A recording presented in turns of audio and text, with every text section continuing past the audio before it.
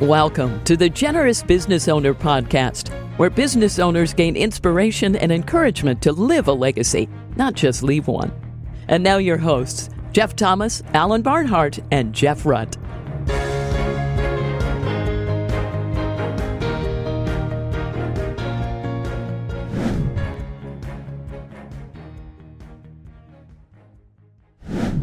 Welcome, everybody, to this week's Generous Business Owner Podcast. My name is Jeff Thomas, and we have a very special guest with us today, Mark Whitacre. Now, you may have heard of this name. He is in charge of culture and care at Coca-Cola Consolidated, which is the bottler, the largest bottler for Coca-Cola. And he's the executive director of the T Factor Leadership Initiative, which is kind of where Coca-Cola Consolidated teaches other companies about how to do culture development and that sort of thing. Now, one real interesting fact, a slightly longer intro than most because he's a very interesting guy. Mark is the highest ranking corporate executive to be a whistleblower for the FBI. And so we're going to get into that whole story. And his wife had a big role kind of in his redemption and that sort of thing. But Mark, we're thrilled to have you. Welcome to the program. Yeah, thanks for having me, Jeff. I'm glad to be here. Well, this is so much fun. I mean, we got a lot to cover, so let's get to it. Usually we don't have to spend a lot of time on this if it isn't super important to your story, but where did you grow up? What was your family like? That sort of thing. Early I grew up in Cincinnati, about an hour north of Cincinnati, Ohio.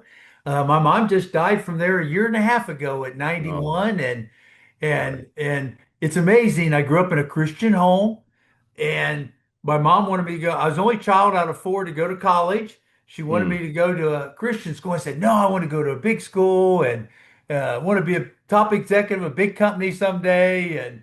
And she said, well, that you have to pay it on your own.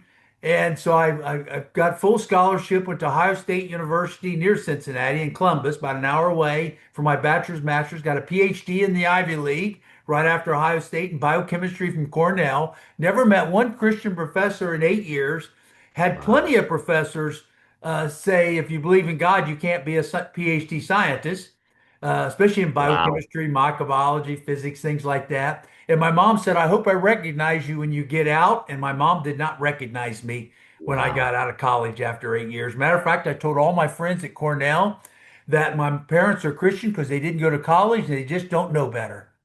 Right. I mean, that really does set it up for what comes next. And I find it so interesting that you had early this desire to work for a big company, right? So I did. That kind of explains the drive that's inside of you. Yes. I was senior class president, excelled. Right.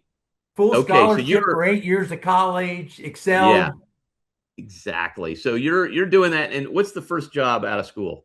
Yeah, my first job was age 25, Ralston Purina, owned by Nestle's. A great job, St. Louis, Missouri. Within a couple years, I was 4 years in Germany, already a vice president. By the time I was 27, I graduated 25. By 27, I was living in Germany as vice president of acquisitions and mergers at 27 in Frankfurt, Germany for 4 years. Our youngest son was even born there. Okay. And how did you meet your wife? She's an important part of the story. She was seventh grade and I was in eighth grade. We were in the school band. Come when on. we met. Is that right? And went to all three of our high school proms, 10th grade, 11th grade, 12th, all three proms together. We were the homecoming king and queen.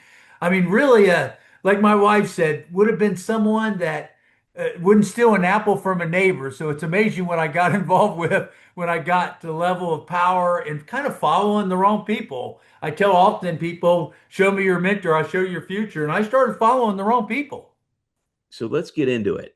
This happened at ADM. Was that the next job after Ralston? They hired me from Germany. I was doing a joint venture with ADM. So I got to know the CEO for a couple of years, doing projects with him.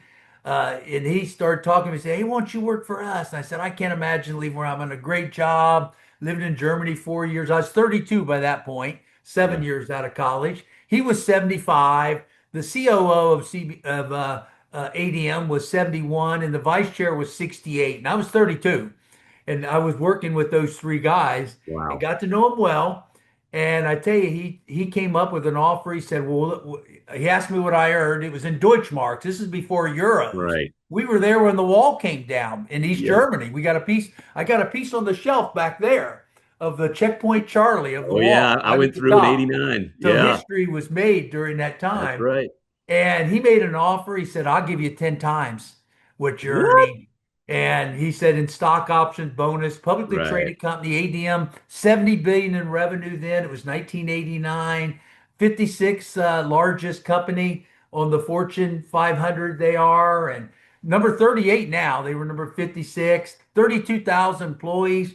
And I started at age 32, the number four behind Wow. a 75-year-old, 71-year-old, and a 68-year-old being groomed by them. And I was number four. I had my own jet, my own Falcon 50. I was divisional president of the most profitable division, corporate vice president of the company also. And I had my own jet. The CEO wanted to sell his house because he's 75, a mansion. He owned 5% of ADM, so he was a billionaire, 5% of a $70 billion company. Right. And he gave me a startup bonus to buy his home when I moved to a 13,000 square foot house, 8 car garage, 3 golf greens, swimming pool, horse riding stables with an inside arena. I mean, it was the Biltmore in Illinois, and that was my It's house for 8 years. crazy. I was It, I was locked. I'm telling you, I was addicted to the world when that happened. yeah. So let's get into this. You made. I just love that quote. Show me your mentor, and I'll show you your future. Just it's a strong statement. But uh, your story really illustrates it, and you can see. I mean, it, maybe I'm the only weak one listening to this, but I doubt it. As a 32-year-old with all that ambition, and these people that are, frankly, your father's age, maybe older, okay, telling you how to do things and how it's done, and then lavishing you with the wealth of this world. Uh, I mean, I'm a little empathetic to the temptation And to, Jeff, this is 1989, and my yeah. base salary, stock options, and bonuses for 8 years was $3 million a year in 1989. That's equivalent to $10 million a year today. I mean, if you Exactly. don't have God, it becomes your God. There you go. And so this whole thing about not having a maybe a spiritual mentor had lost, those things that you talked about in grad school and so forth, sort of going down this sort of secular path that becomes your guy. So unlock this story. When did it kind of become obvious that your employees were up to some shenanigans they were trying to call you into? How did that come down? Well, first the jet, the mansion, things were flying high. My wife's mom got really sick shortly before I joined her in that job. Before I joined that job, and her mom was 10 months in the hospital. Her mom was only 52 and my wife was only 30 at the time. And she said 10 months by her mom's side. So my wife's a Christian Hmm. during this time when I'm joining ADM. And I'm buying I mean, within 6 months, I had that 8 car. I had $2 million worth of car. I'm making 300,000 a month in bonuses. Right. So Right. ethanol was even in my division. So I had Ferrari, 2 BMWs, 2 Mercedes. She's driving a 10-year-old Jeep. And I said, Ginger, let me buy you. I bought a red Ferrari this month. Next month's bonus, no bank loan or nothing. I'll buy you a yellow Ferrari. And she said, that'd be her worst nightmare. I said, what are you talking about? She said, my 10-year-old Jeep's got at least 5 more years. I want to be a good steward for God. And it Wow. was like hearing Latin. I didn't even know. So I went out and bought me a yellow one. I didn't even know what it meant. Oh man. But it's Good something steward for like there God. were I some, couldn't understand. It was listening to Latin. yeah. I mean, it just really shows the power of the world's Yeah. And my influence, wife and would say, you're putting all these are your treasures. And she said, these cars are going to be rust 35 years from now. And it's amazing. It's 35 years from now, and they're probably all rust. right, exactly, I didn't see it then, though. I just didn't see it. yeah. So and I know they made a movie about this Yeah, Matt Damon called, played me, my twin. yeah, called The Informant, and I know there's another documentary where the FBI kind of told their side of the story, but I think, yeah, you were telling me before we started recording, neither one of those really tells the faith component. And Yeah, so but maybe the we can, documentary on my website, markwhitaker.com by Discovery Channel, for sure the more accurate version. That was the yeah, FBI's version to combat the movie. It's the three real agents and my wife and I. It's on markwhitaker.com on Investigation Discovery, right on the homepage. It's a yeah. whole different story than the movie. Hollywood for sure had their own version, but neither one cover the faith. They cover the Yeah. So, crime. let's go ahead and weave the faith part into this story. So if you don't mind, just kind of take us through this story, and then I want to get some practical tips on the other side for some business owners listening about. Yes. Yeah, But basically, a yeah. couple years there, the CEO, now I'm 34 years old, he's 77. It's a couple years later, he came back to my office, said, Mark, we're going to announce you're going to be the next COO. It'll be in a Mhm. couple years, but we're going to announce we're going to mentor you and you're going to become the COO. And someday you could become the COO, CEO. I'm only 34. So, I mean, the Right. chance to be CEO was pretty high at some point. And he said, we're going to announce it because they're getting a lot of pressure on succession planning. He's 77, the COO now Yeah. 73. And so they announced it. And I thought, man, I'd step on my own grandma and be the next COO of the 56th largest company on the Fortune 500, 70 billion in revenue. I mean, I was Justin Bieber before Justin Bieber. I mean, the mansion, the cars. I mean, from the world perspective, I had it all for sure.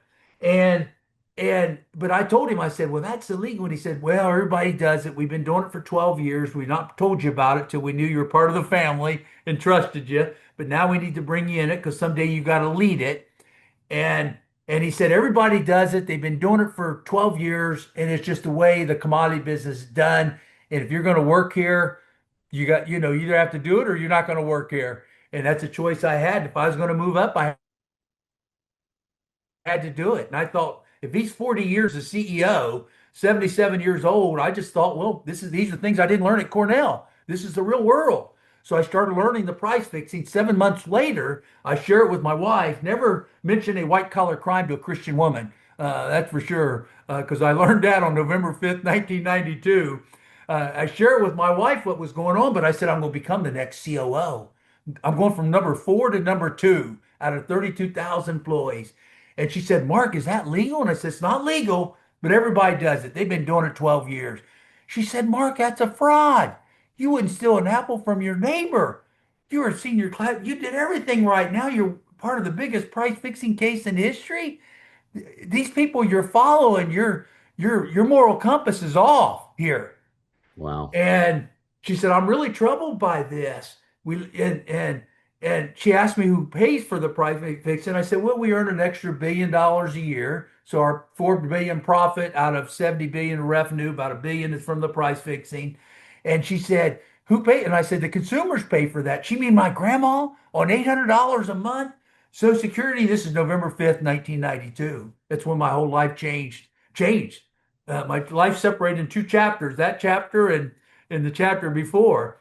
And Yeah. she said, gosh, this is ripping off every consumer that buys food additives into Kellogg's, Pillsbury, Kraft, beverages, orange juices, because the ADM products are in every food and beverage. Right.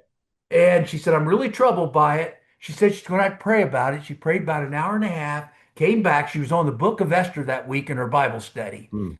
Came back and she said, Mark, God led me to a decision. I've got to turn you into federal authorities. You're only involved 7 months. It's been going on for 12 years. And I've got to turn you in. I said, Ginger, I could go to prison. She said, well, if you do, I'll stay with you, but you got to do the right thing. And we're going to do it. And we're going to do it today. And Jeff, we had an argument we've never had in 47 years of marriage. I mean, an argument that I'll never forget. But at the end of the argument, a couple hours arguing, we were sitting with the FBI that day. And I had a choice to either be arrested or wear a wire.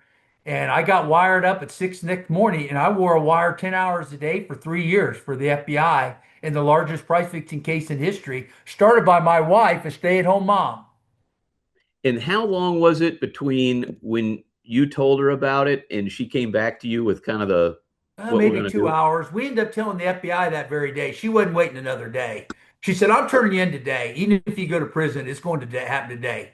So she was, I mean, I love this part of the story. I mean, I'm sorry for the pain of all of it, but I mean, her compass was tight.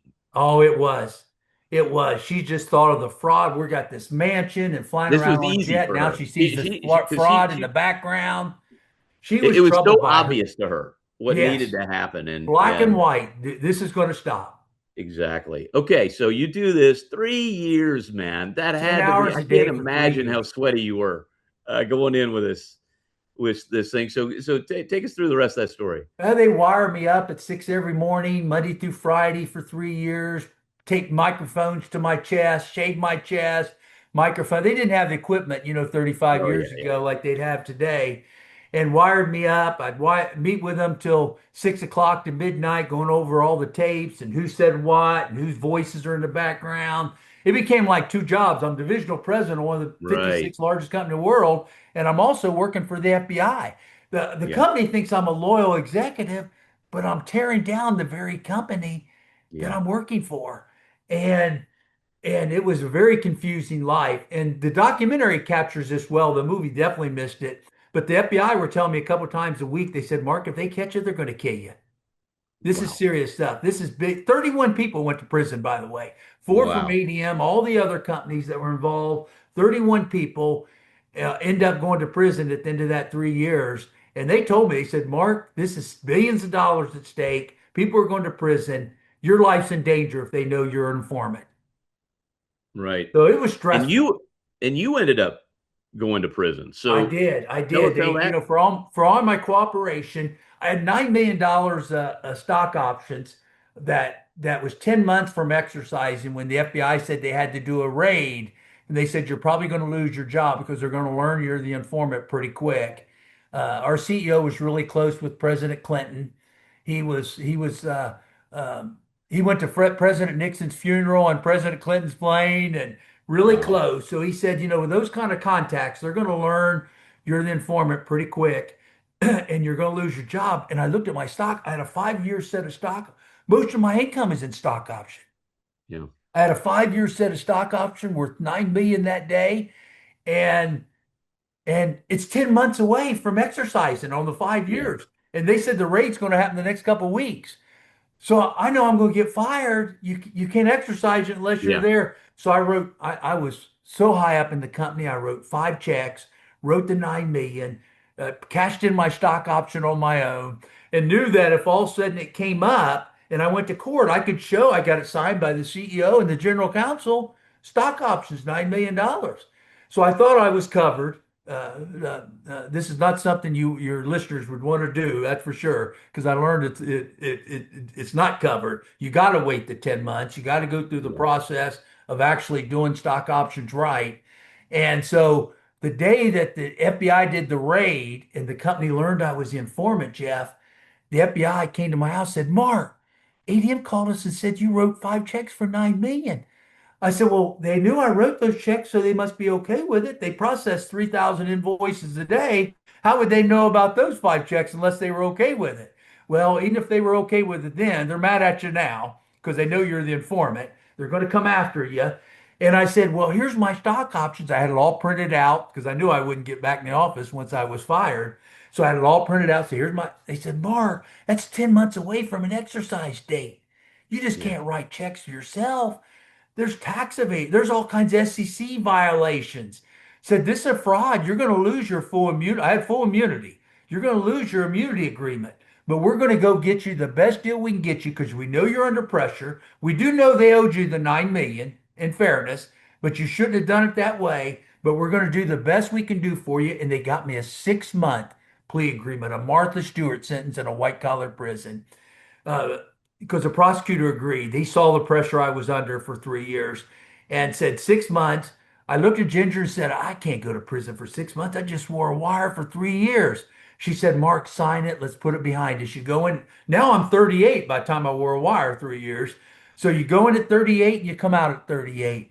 I looked at Ginger and I said, Ginger, it's all your fault. I've had to wear a wire for 3 years, ripped up the plea agreement, fired the lawyer who was standing in front of me trying to get me to sign it, hired a whole group of lawyers the next day, fought the case for 3 years, Jeff, and got 8 years instead. And I had a six Yeah. month sentence in my hand.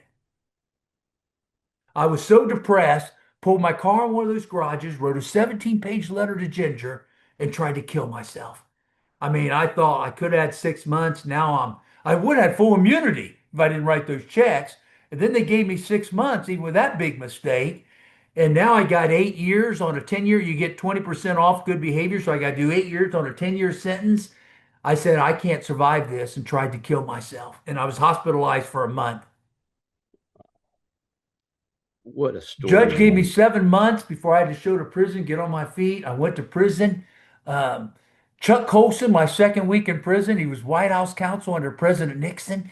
Chuck Colson went to prison in the 70s during the Watergate scandal and became a Christian and started the biggest prison ministry in the world. That was in the 70s. In 1998, he's sitting in front of me, my second week in prison. And he said, Mark, I read in the Washington Post that you went to Cornell. He said he went to Brown. He said at Brown he was told there is no God. I said, that's all I was told at Cornell. I said, I got 8 years at college. Tell me there is no God. Never met one Christian professor. He said, Mark, do you think there's a PhD scientist believes in God? And I said, no. And he had articles with him. He had Sir Isaac Newton memoir, book after book, even Albert Einstein, not a follower of Jesus, but believed in a deity. Even Albert Einstein said only God and a higher power could create man and create the universe, that evolution was impossible. And it was book after book, article after article for several months to the point I saw so much evidence, scientific evidence. I said, you can't be a scientist and not believe in God. Wow. And I became a Christian in prison. I remember my wife came, I'll never forget that day, 2 in the morning on June 4th, 1998. I'm in a tent, I had a 13,000 square foot house. Now I'm in a 10 by 10, a concrete floor, a locker, and a roommate. And I gave my life to Jesus. And I remember Ginger came that Father's Day about a week after that with my three kids. And she said, and I all I did was blame her during the trial. I blamed her during wearing a wire. 6 years, all she heard was blaming her. 3 years during the courts, 3 years wearing a wire. And I said, Ginger, I've got no one to blame but me. I said, this isn't your fault. And I was in tears. And I said, Ginger, you did the right thing. I respect greatly what you did. And I lost my way and I was following the wrong people and I was becoming those people. I was a selfish leader and I was becoming them. And I said, I also gave my life to Jesus. She goes, what? I said, yeah, you know, Chuck's been mentoring me and discipling me. I gave my life to Jesus last week. And I said, I've seen so much scientific evidence. She said, I got to go call your mom. Your mom's prayed for you for 40 Oh my years. My gosh. mom drove 10 hours to be there the next day at the prison I was at. And she then, our marriage started reconciling. She moved next to the prison for 8 years, came every weekend, every Wow. Friday evening, all day Saturday, Sunday with my three young kids. Our youngest was 4. He's 40 now, so it tells you how long this was. And came every weekend. Our marriage not only survived, it thrived. I went from 3 million a year for 8 years to $20 a month for Yep. 8 years. And the companies that were victims after we were sent to prison did class action suits and they won 3 billion from ADM and Coca-Cola alone won 400 million. The company I work for today as a vice president and an officer, my biggest victim, I work for today. And those same companies gave Ginger a whistleblower reward and financed her the 8 years I was in prison, including Coca-Cola, Tyson Foods, Procter& and Gamble, Kraft. They took care of my wife for 8 years for what she did, That's for amazing. her I mean, taking the stand. Only God. only God. That's all I can, that's all that's running through my brain is this is the wildest story. And man, so many lessons in this. Show me, hey, listen, Jeff, show me your winter. Think about it. Price fixers, they've been my mentor. I became them. Chuck Colson became my mentor. Share about God. I'm following the right people, and my future changed. From 100%. It selfish really, leader to servant leader, I started helping guys get their GEDs. I helped guys get 2 year college degrees. Guys get 4 years college degrees. Spanish guys speak better English. For the first time in my life, I was using my education to help somebody else because I never experienced it to help somebody else. My mentor and changed, my future changed. just amazing. 8 years is a long time, man. It for is. anybody, but She came every especially at weekend. 38.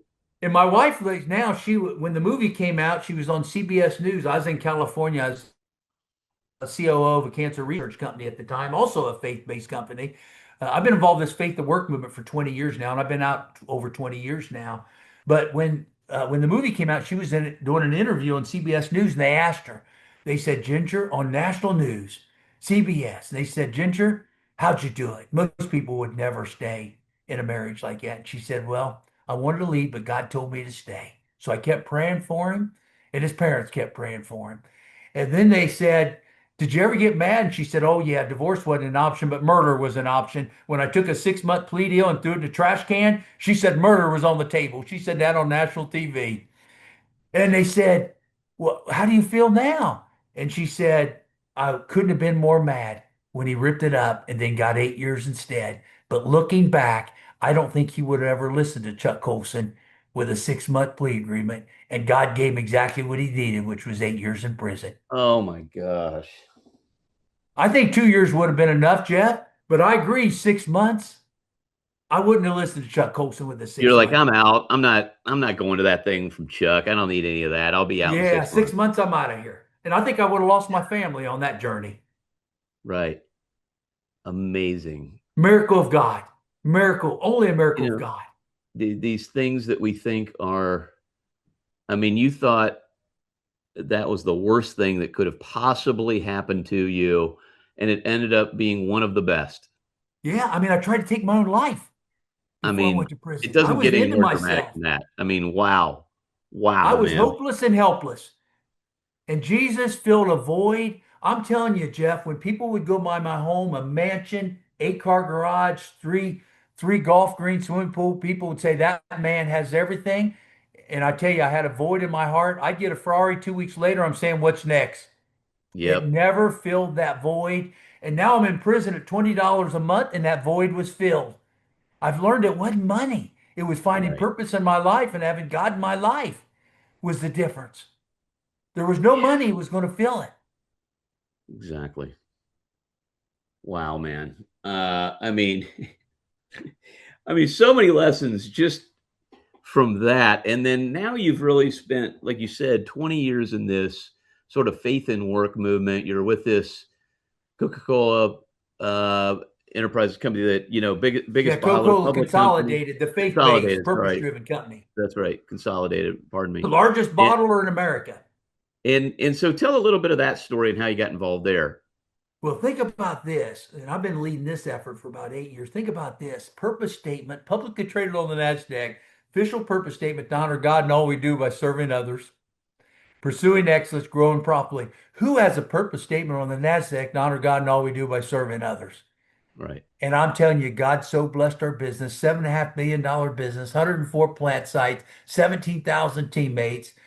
10 years from now, we were $1 billion revenue 10 years ago. We're 7.5 billion today. I mean, God has so blessed our growth. The more we serve God, the more God blesses our business. We have a chaplain in every plant, a chaplain for every 200 employees for 17,000 employees.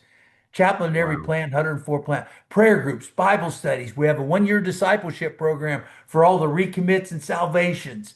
We have a rapid response team that goes around, repairs homes after hit with storms and tornadoes and floods. Benevolence fund that helps 20 or 25 families a month meet their financial needs when they get in a jam. I mean, it's basically the church. What God told Right. us to do in church, we feel there's no better place for ministry right at our work. We hire 150 employees a month to replace retirees. And I pray with my prayer groups. I lead 16 of the 134 prayer groups. And we pray on Monday morning that all these new employees are non-believers because the purpose of our company is to introduce them to God. It's a pretty neat opportunity. And Oh, man. 35 years ago, I was stealing from them in the largest price fixing case in history. I mean, there's so many crazy God stories in this. And one of the wildest really is that you're essentially working for one of the biggest victims of the Yeah, crime. a miracle. And right. And And my family to survive it, miracle. yeah, it really is. Man, as we as we kind of turn I know you do a lot of teaching, so I want to spend more time maybe than even normal we do on this podcast talking about. I know you have T Factor where your management team helps other companies think about building cultures and things like this. And you just listed off a bunch of things you could do, which is really helpful. Yeah, In we places teach all that. We share all that at our TFAC. We do 4 in-person events, and then we have an on-demand digital for the ones that can't come to an in-person event. And we have about 1,500 leaders a month. We've had 83 countries the last 12 months, and we have about 1,500 a month just come to the on-demand format, and then another couple thousand total into the 4 in-person events. So we'll have about 20,000 Christian leaders, none of them working at Coke. Uh, that are interested to integrate faith into their workplace. And we're trying to get companies to be more bold. yeah. That's what What are T some, Factor is, transformation what factor. are some of the big blocks, the big principles that you try to teach there? Well, our CEO shares his vision because we're a 125-year-old company. We've been a faith-based, purpose-driven company for 25 years. So he shares his vision starting 25 years ago. Then the VP of HR share, our lawyers share, how all this is completely legal as long as you don't require someone to join a prayer group or require someone to see a chaplain. As long as you keep it all optional, it's completely legal. Uh, our stewardship, our giving team, charitable giving team, they share about stewardship and just how basically our CEO shares that this is God's company, not ours, and we're stewards for it. And we share how we do that, but then in turn, how God blesses our business, our retention rates, our Yes. employee engagement, our recommits and number of salvations more than most churches. I mean, God blesses our business when you give it all to God. Yeah, I think this is I mean this is something I had to learn starting a business 10 years ago. Wanting to do it in a God honoring manner, but not really understanding what the rules of the game are. So I think having such a big player, as a public company, people really think you can't do it, Yes. let alone a private company. So I think just boldly sort of proclaiming how it is possible, and here are the rules of the road. And I think you actually explained it about as simply as you can. And from some of the things I've learned from C12 and others is that and Alliance Defending Freedom and that sort of, it's almost like the bolder you are, the fact that you have God in the mission statement actually makes it safer for you. So because it's not like Yes. a bait and switch thing. Like, hey, Yeah, going we're in. not hiding it. It's on our Exactly. invoices. Our invoices to Walmart, Costco, Kroger, Harris Teeter, they all have to honor God and all we do by serving others on the invoices. Right. We don't hide it. We're front and center. Back of our trucks, people following our trucks and all our deliveries. The letters are so big, it's in your face. Our purpose to honor God and all we do by serving others, pursuing excellence and growing profitably. It's bold. I mean, we're not hiding it. It's who we But I think are. it actually, I think counterintuitively for some people listening to this on the treadmill, it actually protects you legally too. Not only is Yes. it the thing that you feel called to do, which is the most important, to just do whatever God says to do, but legally it actually protects you to be so out front, doesn't it? It does. It does. People know who we are. They know who we're about. They know our values, morality, integrity, humility, accountability, consistency, and they know our values. They know our purpose statement, and and really, even the non-believers, they appreciate who we are. You know, something just hit me, Mark. Somebody's listening to this, and they're on the wrong path, man. They're listening to this because a friend sent it to them, or they tune in, or just found it randomly, or there is no random, but um, and they're on the wrong path, man.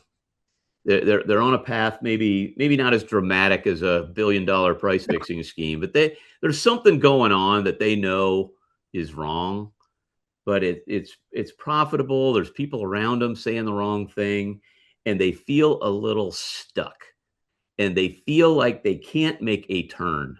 They are stuck. What would you say to them? I would tell them this, that you never go wrong by doing the right thing. My wife, it was the right thing to do.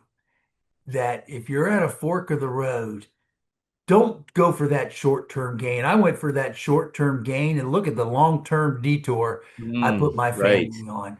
And also do things to make the world a better place when you leave it than when you get at it. That price fixing scheme had nothing to do to make the world a better place when we leave it than when we get it. That was just selfish leadership, not servant leadership. And and I find that when you do things with purpose in your life, and do things where you're having a life of significance instead of a life of success. I was defining things how big my house was, how much money I had, and what kind of jet I had.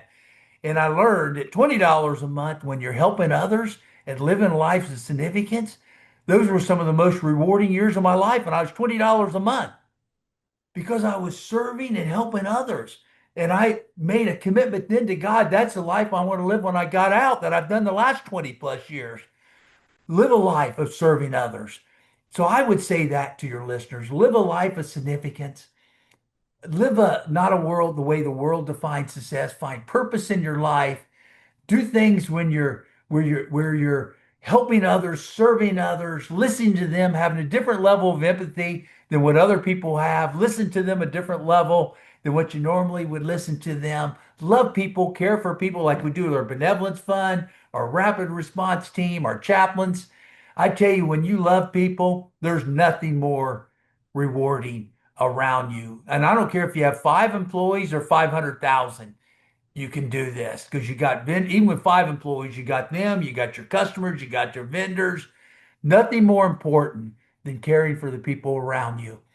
And then I'd also share to your younger listeners, show me show me your mentors, I'll show your future. Because I lived it. I had mentors that showed me how to do price fixing. 31 of us went to prison. I had Chuck Colson who showed me about God.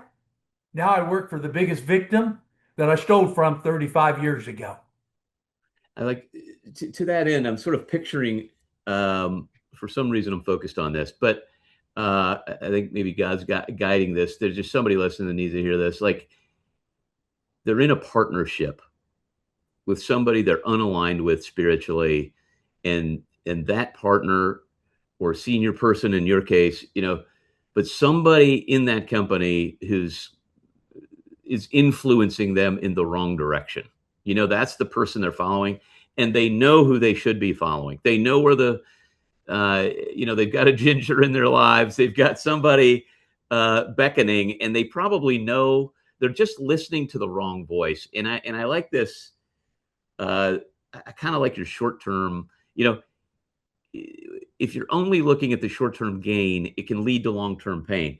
And if you'll take the short-term pain to kind of do the reverse of what you said, it leads to long-term. It'll pay off in dividends. Exactly. And then eternally as well. So, I mean, talk about long-term gain. Yes. So you can make the turn. Yes, it might be painful for a short period of time, but better to do it now and reap those Absolutely. rewards, Hey, that's what I would tell my younger self, what you just said. I just didn't see it. I got caught up in the moment. Well, Mark, this has just been what a wild story, and praise God for the redemption story that he's lived through you, and praise God for godly wives. Thank you, Ginger. Boy, I hope thank God for our wives. Yeah, and you've honored her well too. But Mark, thanks so much for being with us and sharing your story. Hey, thank you, Jeff, for having me, and thanks for the opportunity to share. Well, and thanks everybody for listening to this week's Generous Business Owner Podcast. Share it with a friend, subscribe, and we'll see you next week. Thanks for listening to the Generous Business Owner Podcast with Jeff Thomas, Alan Barnhart, and Jeff Rutt. Make sure to follow the podcast so you don't miss an episode. You can find the guest contact information in the show notes. Stay tuned for the next episode.